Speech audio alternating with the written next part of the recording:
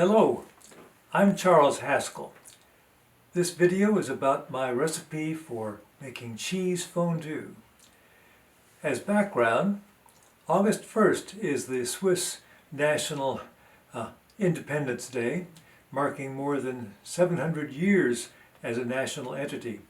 My wife, Christine, was born in Switzerland, and shortly after we wed, more than 60 years ago, her father, Helmut Wursten, who is not this fellow but looks somewhat like him, taught me how to make cheese fondue. The recipe is described in this video. Step 1. Set the table with a paper tablecloth, and each setting would have a napkin, small plate, a fondue fork to the left with a wooden handle, dessert fork, teacup with saucer, a wine glass, a liqueur glass, a bread basket, and I've shown ramekins here to contain little pickles. Step 2. Assemble the ingredients. 2 cheeses. I use Swiss Gruyere and Swiss Emmentaler.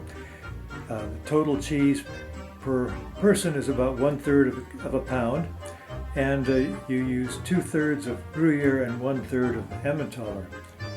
White wine, proportions there about 2.5 to 3 ounces per person.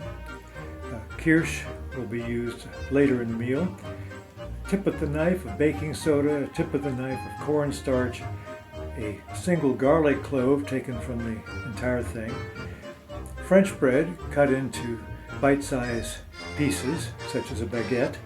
Pickled onions and mini sweet pickles are used as a condiment.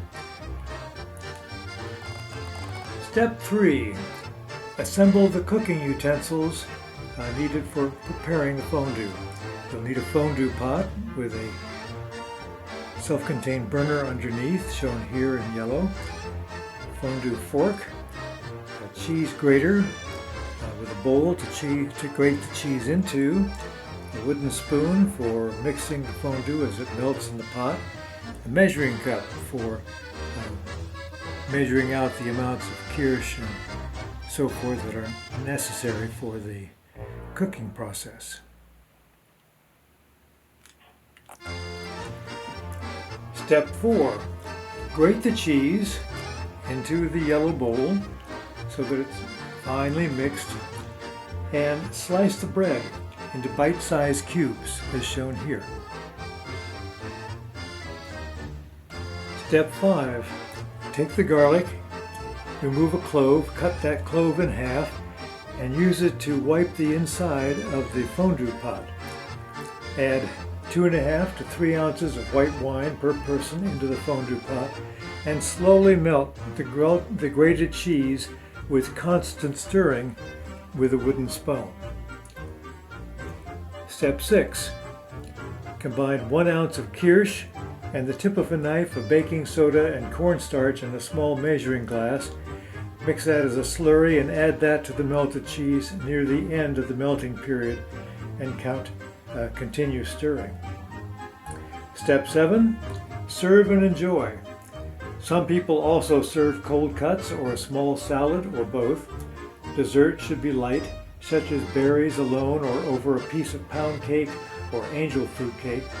It is traditional but optional to take a shot glass of kirsch midway through the meal. This is called the coup de milieu. Beverages may be wine or hot tea.